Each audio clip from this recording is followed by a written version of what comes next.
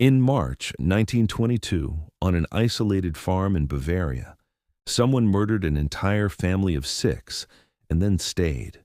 He fed their cattle, he ate their food, he slept in their house. For days, smoke kept rising from the chimney. Neighbors saw it and assumed the family was simply staying indoors. When police finally searched the property, they found 6 bodies stacked in the barn, covered with straw, killed with a mattock, a farm tool, half pickaxe, half hoe.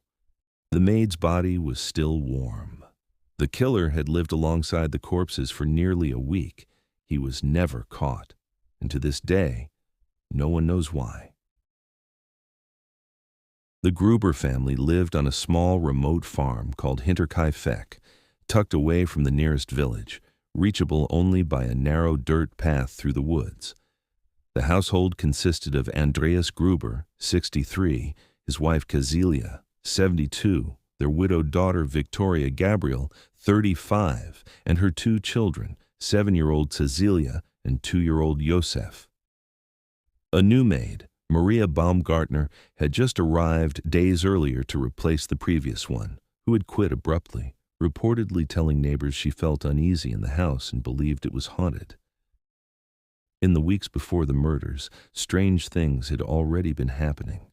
Andreas told neighbors he'd heard footsteps in the attic, footsteps coming from a part of the house that should have been empty. He found a newspaper on the property that didn't belong to anyone in the family and that no one recognized. Footprints appeared in the snow leading toward the farmhouse from the edge of the woods, but strangely, upon inspection, they never led back out, as if whoever made them had simply stayed. Andreas mentioned finding a set of keys missing, then reappearing later. Small, unexplained things, the kind of details a family dismisses individually, but which, in hindsight, formed a pattern of someone watching the house and possibly entering it before the murders ever happened. On the last night, sometime between March 31st and April 1st, the family and their maid were killed one at a time. Investigators believe Andreas Gruber was lured to the barn first, possibly to investigate a noise, and struck down with a mattock. Then his daughter Victoria. Then Cecilia, his wife. Then the 2 children. Finally, the newly arrived maid, killed inside the house itself, likely because she heard the commotion and went to look. All 6 were killed with the same weapon, and all 6 bodies were carried to the barn, stacked and covered with straw and pieces of wood, as if someone were trying to delay discovery rather than hide the bodies permanently. What happened after the murders is what makes Hinterkaifeck one of the strangest cases in European criminal history. Whoever killed the family didn't leave. In the days following, neighbors noticed the family hadn't been seen. No one at church, no one in the village, chores seemingly undone, but they also noticed smoke continuing to rise from the farmhouse chimney. Someone was cooking.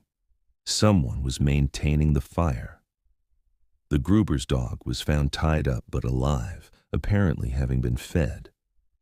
Investigators later concluded the killer stayed on the property for several days after the murders, living inside the house with the bodies of the family stacked in the barn a short walk away, eating their food, using their kitchen, and letting neighbors continue to assume everything was normal.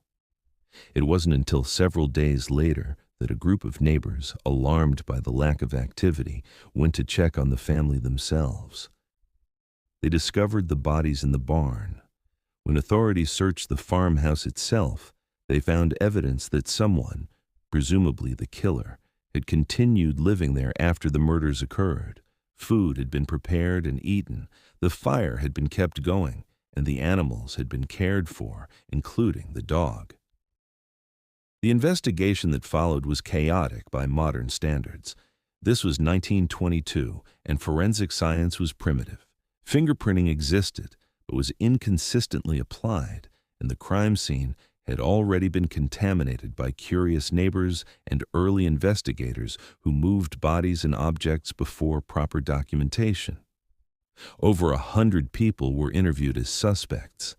Investigators even took the unusual step, common in the era, of removing the skulls of several victims for a phrenological examination, believing head shape might reveal signs of how the victims died or even hint at the killer's identity, a practice now considered pseudoscience and one that later contributed to the loss of the skulls entirely. They went missing some time after the investigation and have never been recovered. Several suspects emerged over the decades.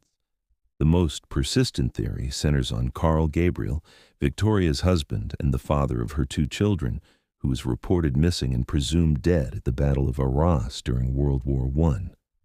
Rumors in the village suggested he may have secretly survived the war, returned, and discovered that Victoria's younger child, 2-year-old Joseph, may not have been his, with suspicion falling on Andreas Gruber himself amid long-standing rumors of an incestuous relationship between Andreas and his own daughter.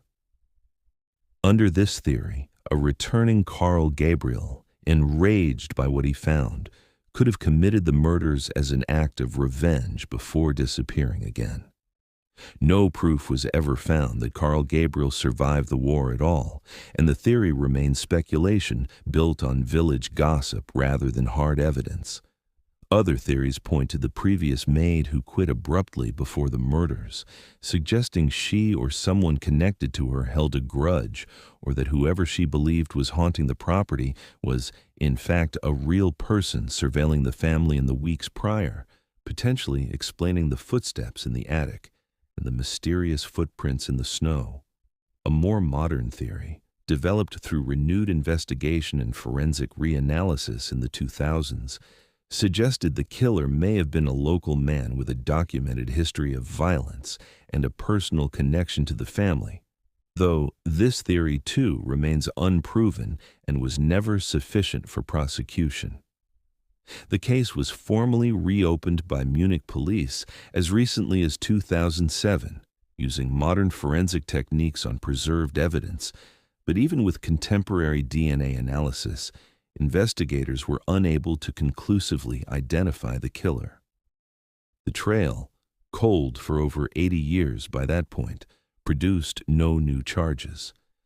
The farmhouse itself was demolished in 1923, the year after the murders, largely because the local community wanted it gone, some out of fear, some out of respect for the dead, and some because sightseers and morbid tourists had already begun showing up to see the site. A memorial cross now marks the location, standing quietly in a field where a family once lived, and where someone chose to stay behind, alone among the dead, for reasons that remain entirely unknown.